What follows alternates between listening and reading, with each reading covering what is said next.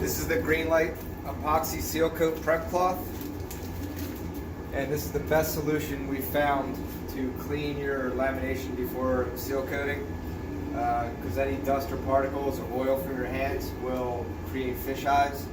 Our Greenlight resin definitely helps reduce them as well with additives in it, but this cloth will do the job. All you have to do is drag it along the board, nose to tail.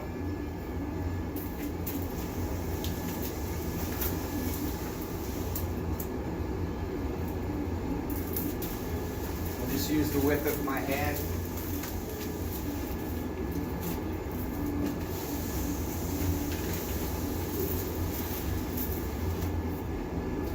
Touch the rails.